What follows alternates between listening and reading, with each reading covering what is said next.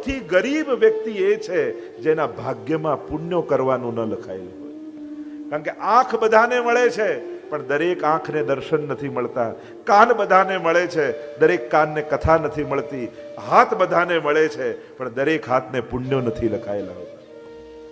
જો તમારે ભગવાને તમને અવસર આપ્યા છે તો ઠાકોરજીનો આભાર માનજો કે પ્રભુ તે હાથ આપ્યા અને હાથની સાથે પુણ્યો પણ લખીને આપ્યા છે.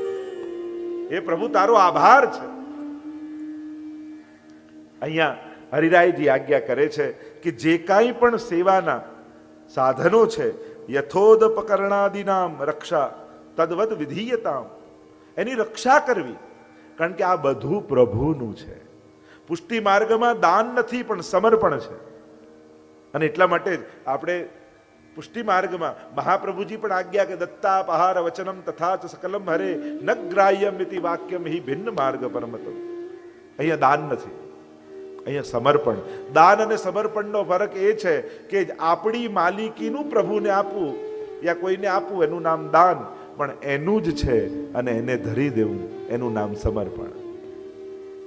અને એટલા માટે આ સમર્પણ છે, પ્રભુએ જ આપ્યું છે અને પ્રભુને ધરવાનું છે. તો આ જે કાંઈ પણ સંસાર છે, ફરિયાદો કરવા કરતા જે મળ્યું છે એને ભગવાનની પ્રસાદી માનીને સ્વીકારતા શીખો. એ તો ઘણા લોકો ફરિયાદ, અમને જ આવા કેમ મળ્યા, તારા સિવાય કોઈ સાચવે એમ નહોતું એટલે તને આપ્યા. તો ઘણા બહેનો ફરિયાદ, અમને જ આવા મળે, તારા સિવાય આને કોઈ સાચવે એમ નથી એટલે ઠાકોરજીને થયું આજ બરાબર સાચવશે. ભગવાને જે આપ્યું, જેમ તમે કોઈ હવેલીમાં પ્રસાદ લેવા બેઠા અને તમારી પાતળમાં જે મૂકી ગયા, જે પણ મૂક્યું એનામાં તમને અહોભાવ થાય કે ચલો ઠાકોરજીનો મહાપ્રસાદ છે અને મહાપ્રસાદ માનીને સ્વીકારી લો છો. એમાં પસંદગી ના હોય કે આજ જોઈએ આજ જોઈએ આજ જોઈએ, પછી જમ્યા કહેવાય, પછી પ્રસાદ લીધો ન કહેવાય. જે પાતળમાં આવી ગયું એને પ્રસાદ માનીને સ્વીકારી લો છો. એમ જે સંસારમાં મળ્યું છે એને ભગવાનની પ્રસાદી માનીને સ્વીકારી લો. ફરિયાદ કરતા રહેશો તો ઉદ્વેગ અને ક્લેશ સિવાય જીવનમાં બીજું કાંઈ નહીં આવે. તમારી જ સમજણ દ્વારા તમારે વિપરીત સંજોગોને સ્વીકારવાના છે. જેની સમજણ સારી હોય ને એનો ખરાબ સમય પણ જલ્દી વ્યતીત થઈ જાય, અને જેની સમજણ સારી ના હોય ને એ સારા સંજોગોને પણ ખરાબ સંજોગોમાં ફેરવી લે. અને ત્યાં સુધી ચલો સંજોગો હેરાન કરે તોય સમજી લેવાય કે સંજોગોથી દુઃખી થયા, પણ સ્વભાવથી દુઃખી તો ક્યારેય ન થતા હો. આ તો પોતાનો જ પગ કુલાડી પર માર્યો કહેવાય. જે વ્યક્તિ સ્વભાવથી દુઃખ ઉભા કરે ને એને તો પોતે જાતે દુઃખ ઉભા કર્યા કહેવાય. આ જે કાંઈ પણ સંસારના પદાર્થો મળ્યા છે એ ઠાકોરજીની પ્રસાદી છે, એને સ્વીકારતા શીખો. અત્યારના સમયનું તપ શું છે? અત્યારે કોઈ જંગલમાં જઈને આપણે તપ કરવા બેસવાના છે? અને કદાચ જાઓ તો એ ફોરેસ્ટ ડિપાર્ટમેન્ટ વાળા તમને બેસવાય દેવાના જ જંગલમાં? હવે તો એ પ્રશ્ન છે. ત્યાં તમને કોઈ બેસવા નથી દેવાનું. અત્યારનું તપ શું? ભગવાને જે સંજોગો આપ્યા છે એ સંજોગોને સ્વીકારી સંતોષથી જીવવું, એનું નામ જ તપ છે. જીવનમાં સંતોષ છે. ધારેલું બધું જ થતું નથી, પણ જે થયું છે એને ભગવાનની ઈચ્છા માનીને સ્વીકારતા શીખો. તથૈવ તસ્ય લીલેતિ મત્વા ચિંતામ ધૃતમ ત્યજે. મહાપ્રભુજી એ જ સમજાવે છે, આ પ્રભુની લીલા છે. અને તમારા જીવનમાં જે કાંઈ સુખ દુઃખ આવે છે એ તમે જ કર્મોની કલમ દ્વારા તમારું ભાગ્ય લખેલું છે. કોહુ ન કાહુ સુખ દુઃખ કરદાતા નિજ કૃત કર્મ ભોગ હી સબ્રાતા. તુલસીદાસજી એટલે જ કહ્યું કે કોઈ કોઈને દુઃખ નથી આપતું, કોઈ કોઈને સુખ નથી આપતું, બધા જ પોતાના કરેલા કર્મો ભોગવે છે. અને એટલા માટે પોતાના દુઃખ માટે ક્યારે કોઈને જવાબદાર નહીં ગણો. વિચાર એમ કરો કે મારા જ કોઈ કર્મો હશે જેથી આને દુઃખ આપવા માટે મારા કર્મોએ પ્રેર્યો છે. હરિરાયજી આજ્ઞા કરે છે, જે કંઈ પણ ઉપકરણો મળ્યા છે એની રક્ષા કરવી, સાધનો મળ્યા છે એની રક્ષા કરવી, અને ભાર્યાદિવી સ્વનુરાગોપી સેવા હેતુ કહેવહી. અને ઘરમાં જે કોઈ પણ લે છે, પતિ હોય તો પત્ની, પત્ની હોય તો પતિ, બાળકો જે કાંઈ પણ છે, આ બધા સેવામાં સહાયક છે એવું માની બધામાં સ્નેહ રાખો. વૈષ્ણવ ભાવથી સ્નેહ રાખવો. હરિરાયજી જો આજ્ઞા કરે છે, બહારના વૈષ્ણવની પછી વાત કરશે, સૌથી પહેલા તો ઘરના વૈષ્ણવની વાત કરે છે. આપણી તકલીફ એ બાકી બધે વૈષ્ણવ દેખાય પણ ઘરના પાંચમા ન દેખાય. સૌથી પહેલા તમારી દ્રષ્ટિ અલૌકિક ઘરના લોકોમાં કરો કે આ પણ ઠાકોરજીએ મને આપેલા વૈષ્ણવ છે, મારે એમનામાં વૈષ્ણવ ભાવ રાખવો છે. અને આવો ભાવ રાખશો તો સંસાર પણ બંધન નહીં થાય, ઘરના લોકો જોડે પણ સત્સંગત થશે.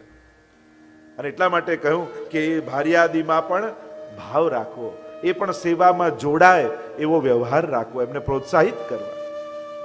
તમારા ઘરના બધા જ લોકો ભગવત સેવામાં સન્મુખ થાય એ રીતે એમને જોડવા સેવામાં. વૈષ્ણવે પણ સેવામાં હોઈએ ત્યાં સુધી તો આનંદ કરીએ. ઘણી વાર એમ થાય કે બસ મંદિર બંધ તો વૈષ્ણવતા બંધ, મંદિર ખુલ્લું હોય ત્યાં સુધી વૈષ્ણવ ના. મહાપ્રભુ હરિરાયજી આજ્ઞા કરે છે, વૈષ્ણવની સેવા કેવલ પ્રભુની સન્મુખ જ નથી થતી, પણ અનવસરમાં વિપ્રયોગ રૂપે થાય છે. કે બપોરના સમયે બેઠા બેઠા મનમાં ચિંતન થાય કે હમણાં ઠાકોરજી શું કરતા હશે વૃંદાવનમાં, કઈ રીતે ગાયો ચરાવતા હશે, કેવા મનોરથો ગોપીજનો કરતા હશે, એવી લીલાનું ચિંતન કરવું જોઈએ. એમ હરિરાયજી આજ્ઞા કરે. એટલે કે કહેવાનો અર્થ વૈષ્ણવનું મન ઠાકોરજી વગરનું ન રાખવું. કારણ કે જે સમયે તમે ભગવાનને ભૂલો છો એ સમયે કલિયુગનો મનમાં પ્રવેશ થઈ જાય છે. અંધારું શું છે? પ્રકાશનો અભાવ જ અંધકાર છે. અંધકાર કોઈ વસ્તુ નથી. જ્યાં પ્રકાશ નથી અંધકાર છે. એમ જ જ્યાં કૃષ્ણનો અભાવ એ જ કલયુગ છે. જ્યાં ભગવાન નથી ત્યાં કલયુગનો પ્રવેશ થઈ જાય છે. અને એટલા માટે ભગવાન વગરનું ચિત્ત રાખશો તો ગમે તેવા દુર્વિચારો મનમાં પ્રવેશ કરી જશે. અને જ્યારે એ પ્રવેશ કરશે તો જીવનમાં બહિર્મુખતા આવશે. એટલે અનવસર સમયે પણ વૈષ્ણવે પ્રભુની લીલાઓનું ચિંતન કરવું, વિરહ કરવું. અને મૂર્તૌ ભગવતો દૃષ્ટિ ભાવ્યા તત્તસ્ય દર્શનમ. અને મારા ઘરે જે ઠાકોરજી બિરાજે છે એ સાક્ષાત શ્રી કૃષ્ણ છે એવું ભાવ રાખી અને ઠાકોરજીની સેવામાં બેસું. જ્યારે પણ ભગવત સેવામાં જાઓ, પુષ્ટિ માર્ગમાં તો એ પણ વિનંતીની ના પાડી છે કે પ્રભુ દર્શન ક્યારે આપશો? તો ઠાકોરજી એમ કે જો આપી રહ્યો છે એ કોણ છે? તમે ઠાકોરજીની આગળ બેસીને એમ કહો કે દર્શન આપજો, એનો અર્થ એ થયો કે તમે એમ માનો છો કે આ ઠાકોરજી નથી, ક્યાંક આકાશમાંથી આવીને દર્શન આપવાના છે. હવે જેની સેવા કરો છો એમાં જ તમને અવિશ્વાસ થશે તો એ સેવા ફલિત કેમ થશે? હરિરાયજી આજ્ઞા કરે છે કે એમને પ્રગટ જાણીને સેવા કરવી. આ બધું બી એટલે જ થાય કે મિશ્રી ધરું, દૂધગર ધરું, અંચકડી ધરું. આપણે પ્રગટ નથી જાણતા એટલે આ બધા ઓપ્શન ગોતીએ છીએ. જે દિવસે પ્રગટતાનો ભાવ આવશે ને કે આ સાક્ષાત પ્રભુ મારા ઘરે બિરાજે છે, સેવા કરનારે આ ત્રણ બાબત હંમેશા યાદ રાખી. પહેલું, મારા ઘરે બિરાજતા સાક્ષાત ઠાકોરજી છે.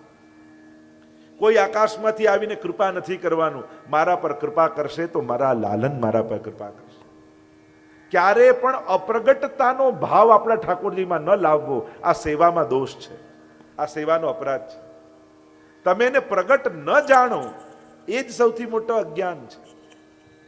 પુષ્ટિ માર્ગમાં સૌથી મોટું જ્ઞાન એ છે પ્રગટતાનો ભાવ. આ સાક્ષાત પ્રભુ છે. ફલ ફલિત હોય ફલરૂપ જાણે. એને ફલરૂપ જાણશો તે ફલિત થશે. એટલે સૌથી પહેલી શરત સેવામાં જવાની કે પ્રગટ પ્રભુ છે. પ્રગટતાનો ભાવ. આપણે ત્યાં એવું વાર્તા પ્રસંગ 252 માં આવે છે કે બે પતિ પત્ની હતા.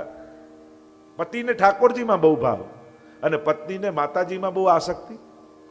બંને પોતપોતાની સેવા કરે અને પતિ રોજ એક ગુલાબનું ફૂલ લઈને આપે અને પત્નીને કે ઠાકોરજીને ધરજે.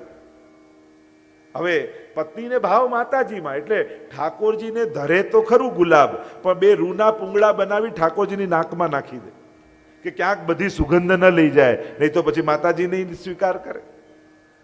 આમ કરીને રોજ આવું કરે. એકવાર એને પતિએ જોયું કે આવું કેમ કરે છે, હું ઠાકોરજી માટે લાવું છું અને તું આવા રૂના પૂંગળા ઠાકોરજી નાકમાં કેમ નાખે છે? તારે ધરવું હોય તો પછી ધરજે, પહેલા ઠાકોરજીને ધર. પણ ત્યાં વાર્તા પ્રકાશમાં એવું આવ્યું તોય એ ઠાકોરજી એ પત્ની ઉપર રાજી થયા. કેમ? કારણ કે પત્નીએ પ્રગટ જાણ્યા કે આ ઠાકોરજી સુગંધ લે છે એવો પ્રગટતાનો ભાવ એની અંદર હતો. એટલા માટે તોય પ્રભુ પ્રસન્ન થયા. આપણે બધું જ કરીએ છે પણ આપણને ભરોસો ખરો કે મેં ભોગ ધર્યું એ ઠાકોરજી આરોગે છે, હું જે સેવા કરું છું એ ઠાકોરજી સ્વીકારે છે, એવો દ્રઢ ભરોસો ખરો?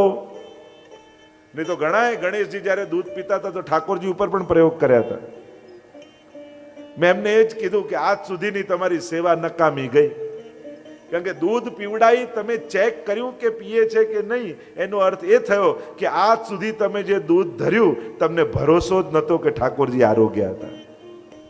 નહીં તો આવો પ્રયોગ ઠાકોરજી સાથે તમે ન કરે. આપણા ભક્તિને કારણે જ કેવલ પ્રભુ નથી આરોગતા, પણ ધરતી સમયે જ્યારે મહાપ્રભુજીની કાની આપીએ છે ને એનાથી બંધાઈને પ્રભુને આરોગવું જ પડે છે. શ્રી વલ્લભની કાની થકી ઠાકોરજી સેવા સ્વીકાર કરે છે. અને એટલા માટે સૌથી પહેલી શરત સેવામાં મારા ઠાકોરજી સાક્ષાત નંદનંદન છે. હંમેશા આ જાગૃતિ સાથે સેવામાં જજો, પછી મન ક્યાંય નહીં ભટકે. પ્રગટ નથી જાણતા એટલે મન જાય છે બહાર, અને સાક્ષાત જાણશો તો મન ક્યાંય નહીં જાય.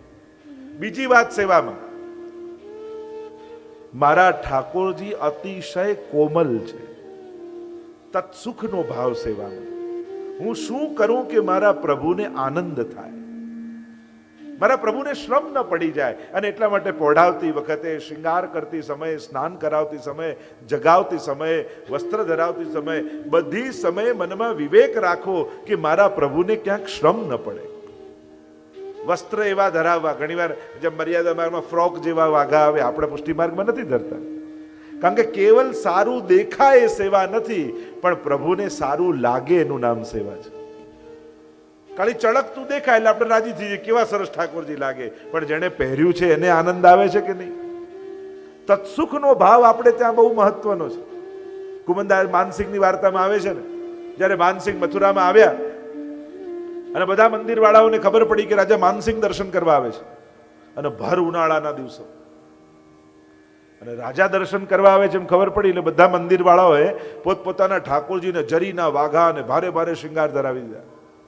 અને માનસિંહ જ્યાં જ્યાં દર્શન કરવા જાય એને બેચેની થાય કે જો મને બતાવવા માટે આવા ભર ઉનાળામાં ઠાકોરજીના આવા જરીના વાઘા ધરાય, ક્યાં એને આનંદ ના આવે, મન કચવાય, પ્રસન્ન ન થાય. કોઈએ કહ્યું કે આ ગિરિરાજજીની ઉપર દેવ દમન શ્રીનાથજી પ્રગટ થયા છે. માનસિંહને થયું કે લાવ દર્શન કરવા જાઉં. અને જ્યાં માનસિંહ દર્શન કરવા ગયા, રાજભોગના કિવાડ ખુલ્યા અને અત્તરનો છંટકાવ થયો છે, ખસના પડદાઓ લાગ્યા છે, ફુવારાઓ ચાલી રહ્યા છે, હલકા વાઘા ને વસ્ત્ર શ્રીનાથજી બાબાએ ધર્યા છે. અને જ્યાં દર્શન કર્યા, મનમાં એવી ટાઢક વળી કે માનસિંહ એટલું બોલ્યા કે બાકી બધે તો પ્રદર્શન છે, દર્શન તો અહીંયા થઈ રહ્યા છે જ્યાં ઠાકોરજીના સુખનો વિચાર થાય છે. જ્યાં ભગવત સુખનો વિચાર છે એનું નામ સેવા છે.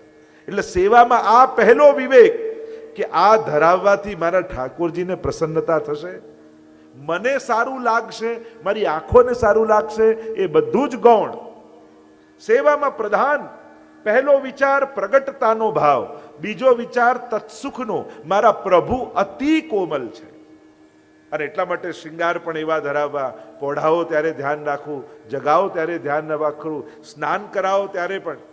નહીં તો ઘણી વાર શૃંગાર કરતી સમયે લોકો ઠાકોરજીને યોગના બધા જ આસનો કરાવી નાખે, આમ કરે ને આમ કરે ને આમ કરે, અને નુપુર ધરાવા હોય ત્યારે શીર્ષાસન. પ્રભુને થાય કે સારું મને લોકો યોગેશ્વર કહે છે, હવે સમજાયું આ બધા યોગના આસન આને મને શીખવાડી દીધા. તો શૃંગાર કરતી સમયે ઠાકોરજી સીધા રહેવા જોઈએ, એ આપણને આવડવું જોઈએ વિવેક, કે શૃંગાર કઈ રીતે ઠાકોરજીને કરાય. શૃંગાર ચોકીમાં કે ગોદીમાં પધરાવીને શૃંગાર કરતા હોઈએ તો પ્રભુને આડાવડા ન કરાય. શૃંગાર ધરાવવું પણ એક કળા છે. એમને પોઢાવો તો કઈ રીતે પોઢાવો? લાલન હોય તો લડ્ડુ વાળો હાથ ઊંચો રહે, ક્યાં તકિયા રાખવા, કઈ રીતે વેણું રાખવી, કઈ રીતે અત્તા સમર્પવું તૈયાજીને, આ બધાનો વિવેક છે. જગાવતી સમયે પણ વિવેક રાખો. ઘણા એવા ઉતાવળમાં ટન ટન ટન ટન કરી ટેરો લઈને પધરાવી દે, ભોગ ધરે, પછી શૃંગાર ધરે, હાથ કાસા કરે, ધારી ભરે, ભોગ ધરે, પાછા શૃંગાર વાળા કઈ પડે, હા સેવા પતિ. તો પતાવવા માટે શરૂ કર્યું. બે કાર્યમાં ઉતાવળ નહીં કરે. એક પ્રભુને જગાવતી વખતે અને બીજું પોઢાવતી વખતે. જેમ નાનું બાળક હોય કોઈ, તો આપણે ન જગાડતી વખતે ઉતાવળ કરી, ન સુડાવતી વખતે. બને તો થોડી વાર શાંતિથી એ સમયે બેસી અને પ્રભુને ધીમે રહીને જગાડવા. આ વિવેક છે, સુકોમલતાનો ભાવ, તત્સુખનો ભાવ. આ બીજો વિચાર. અને સેવામાં ત્રીજો મહત્વનો વિચાર છે કે ઠાકોરજી જે મારા ઘરે બિરાજે છે એ શ્રી વલ્લભની કૃપાથી મારા ઘરે પધાર્યા છે. શ્રી મહાપ્રભુજીની કૃપા મારા ઉપર થઈ, નહીં તો ઠાકોરજી મને ક્યાં ઓળખે. શ્રી વલ્લભે કૃપા કરી મને પ્રભુ પધરાવી દીધા. અને એટલા માટે સદાય સેવા કરવાની શરૂઆત કરતા પહેલા મહાપ્રભુજીનું સ્મરણ કરો.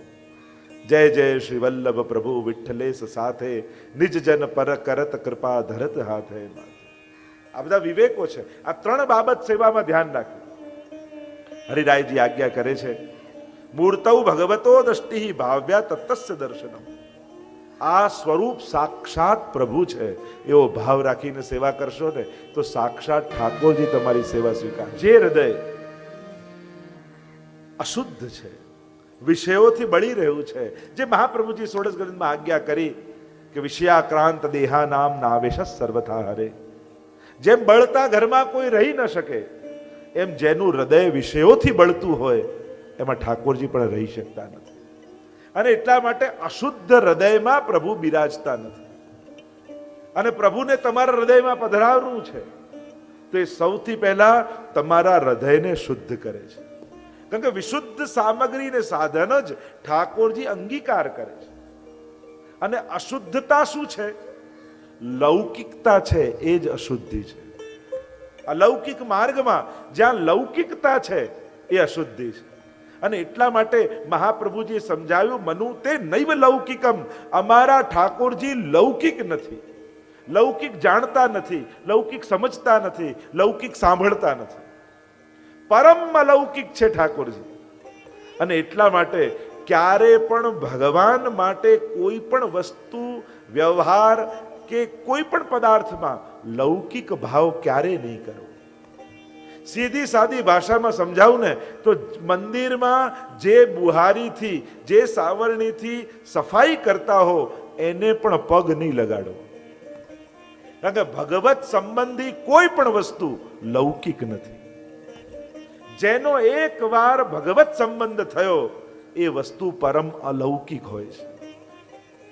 અને એટલા માટે અશુદ્ધિ શું છે? શું એમાં કચરો જામી ગયો એ અશુદ્ધિ? એને ધોઈને દરીએ તો ઠાકોરજી અંગીકાર કરી લે? ના. જ્યારે પ્રત્યેક પદાર્થ અને વ્યક્તિ વસ્તુમાં તમારો અલૌકિક ભાવ આવે ત્યારે પ્રભુ એ તમારા દ્વારા અંગીકાર કરે છે. આ પ્રભુનું છે, પ્રભુ માટે પ્રભુએ મને આપ્યું છે. આવો ભાવ જ્યારે વસ્તુ વ્યક્તિમાં આવે ત્યારે તમારા થકી એ વસ્તુ વ્યક્તિનો પ્રભુ સ્વીકાર કરે છે. આપણે બ્રહ્મ સંબંધ લઈએ છીએ અને સર્વનું સમર્પણ કરીએ છીએ. અને સમર્પણ કરી એ વસ્તુનો ભગવત સંબંધ સંપાદિત કરીએ છીએ. અને એકવાર જેનો ભગવત સંબંધ સંપાદિત થઈ જાય પછી એ વસ્તુ લૌકિક રહેતી નથી.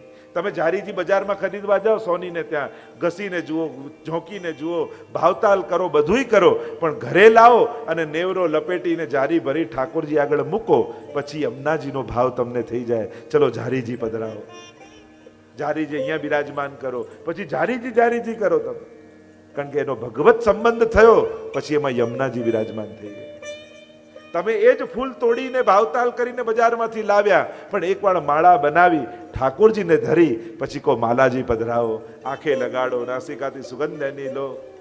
માલાજીનો ભાવ આ વ્રજભક્તોનું સ્વરૂપ છે. એટલે કે ભગવત સંબંધી દરેક વસ્તુઓ પરમ અલૌકિક છે, એમાં ક્યારેય પણ લૌકિક ભાવ નહીં રાખવો.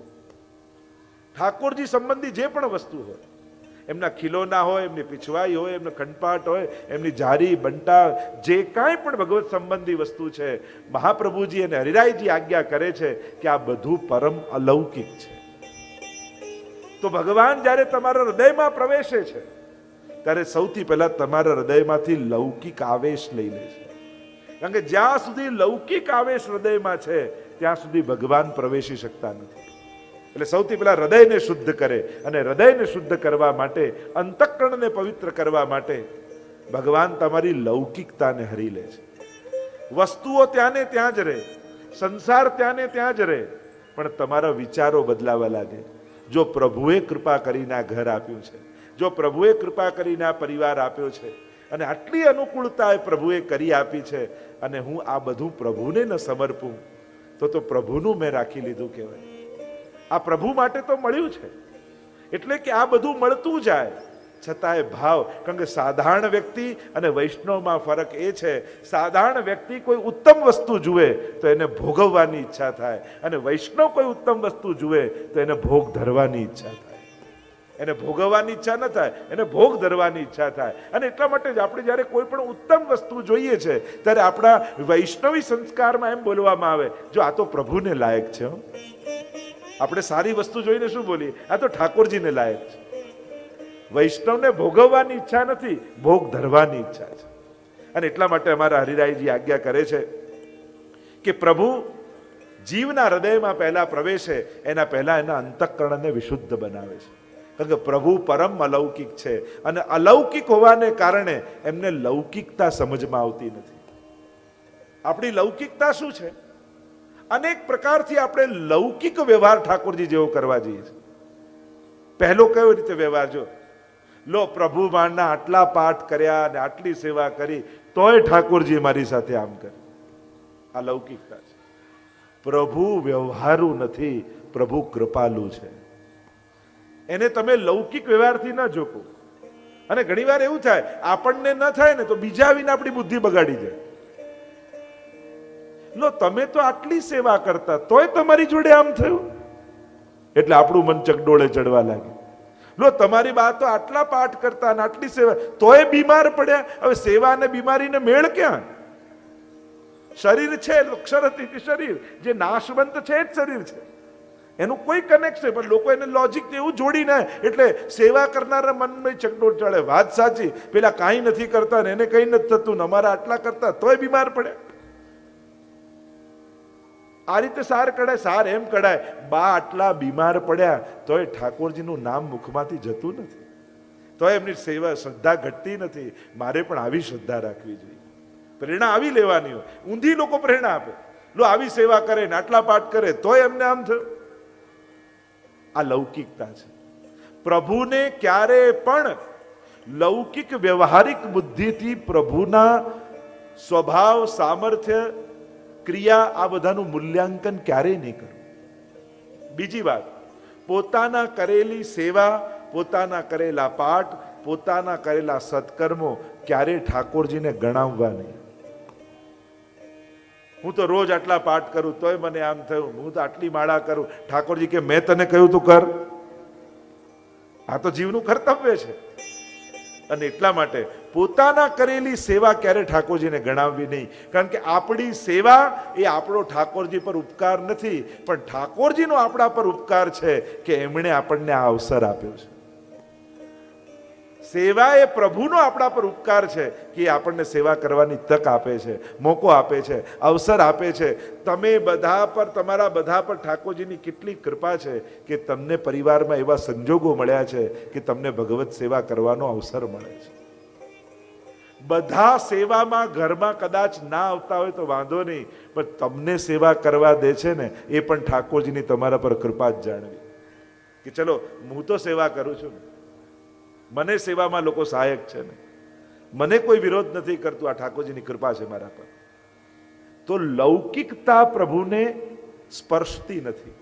જ્યાં સુધી બુદ્ધિમાં લૌકિકતા છે ત્યાં સુધી આ બુદ્ધિ પ્રભુનો અનુભવ નહીં કરી શકે. આ હૃદયમાં પ્રભુ પધારી નહીં શકે. મનુતે નૈવ લૌકિકમ, પ્રભુજી કહે છે. અમારા ઠાકોરજી લૌકિક નથી, લૌકિક વ્યવહાર જાણતા નથી, લૌકિક ગણતરી જાણતા નથી. અને એટલા માટે પ્રભુને પરમ અલૌકિક જાણવા, પ્રભુ સંબંધી પ્રત્યેક વસ્તુને પણ અલૌકિક જાણવી. એમનું ખંડપાટ હોય, એમનું સિંહાસન હોય, એમના ખીલોના હોય, આ બધું અલૌકિક ભાવ, એને અલૌકિક ભાવે જોવા. અમારા દામોદરલાલજી મહારાજશ્રીની પ્રસંગમાં આવે છે, મથુરા બિરાજતા, ખંડપાટ પર એક પોપટ હતો, શુક. એનો પગ તૂટી ગયેલો એટલે પડી જાય. એટલે રોજ આરતી કરવા પધારે એટલે મુખિયાજી કહે કે જરા જ આનો પગ તૂટી ગયો છે ને પડી જાય છે, અને ઝાડ લગાડીને ઠીક કરાવી લો. ઠીક છે, કરાવી લઈશું. 1 દિવસ ગયો, 2 દિવસ ગયો, 3 દિવસ, રોજ મુખિયાજી કહે. 3જા દિવસે પાછા આપ સેવામાં પધાર્યા અને ફરી મુખિયાજીએ પોપટ શુક આપ્યું કે આનો પગ તૂટી ગયો છે ને પડી જાય છે, તો આને ઠીક કરાવી લો. અને ત્યારે આપશ્રીએ હાથમાં લીધો શુક અને આટલું બોલ્યા કે પ્રભુ, આ જીવ આપનો છે.